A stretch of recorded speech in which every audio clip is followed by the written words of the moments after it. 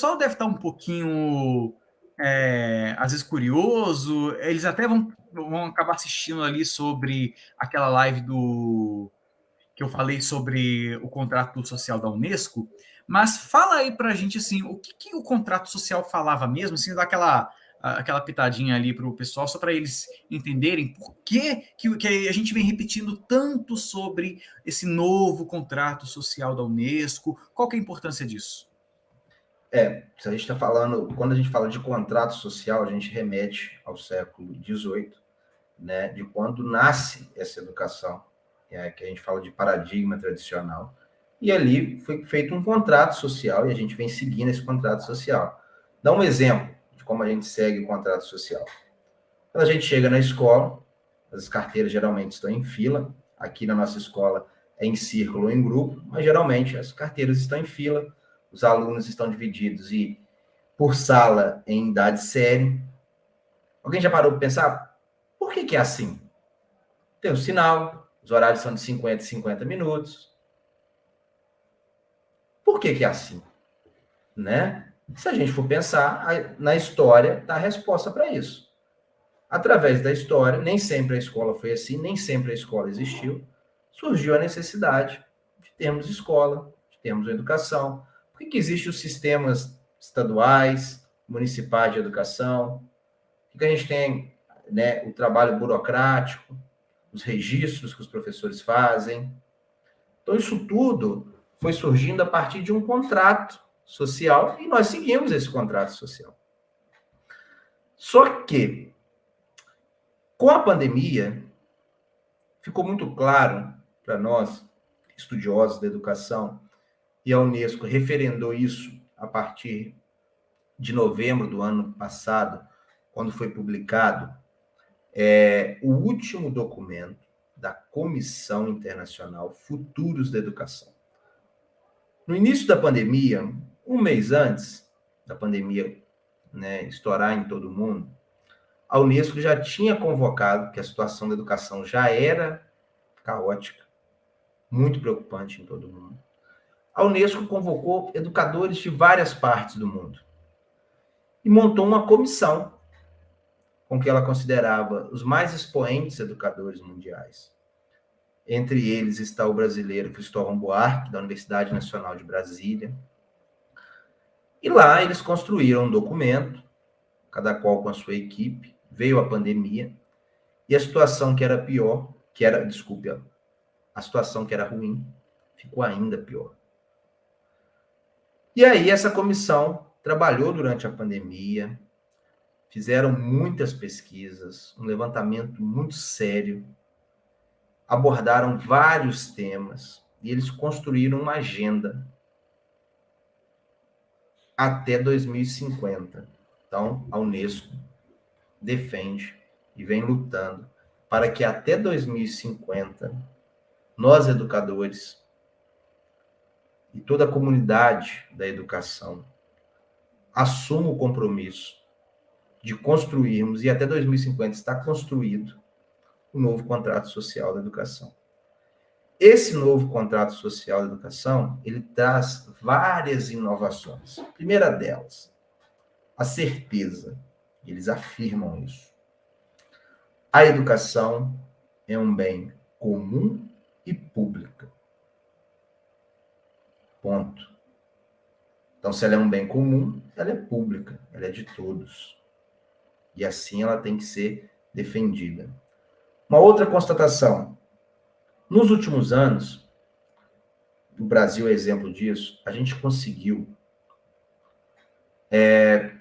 aumentar o acesso à educação. Mas ainda a gente não transformou acesso à educação em qualidade educacional. E esse não é um problema só do Brasil. A gente precisa melhorar a qualidade da educação mundial.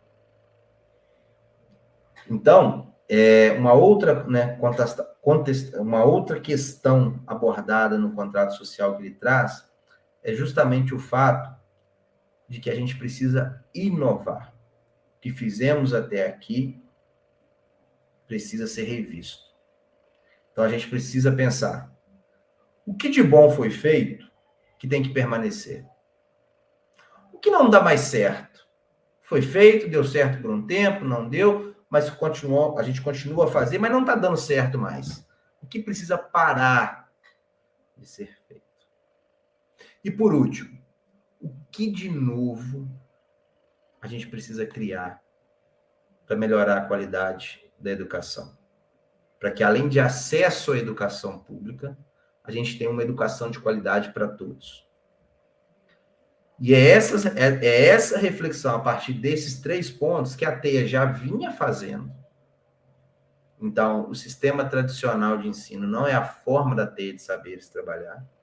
A gente não está falando aqui de um trabalho em fila, a gente não está falando aqui de escolas com sinais de fábrica, a gente não está falando aqui de escolas tradicionais, a gente está falando de escolas com assembleia de alunos, escolas que o processo de avaliação é feito em roteiro de aprendizagem. A gente está falando de escolas com um projeto político-pedagógico que responde à realidade da escola, que é construído para sanar os problemas que a escola tem. O projeto político-pedagógico também é construído para que a gente alcance os sonhos que essa comunidade escolar tem.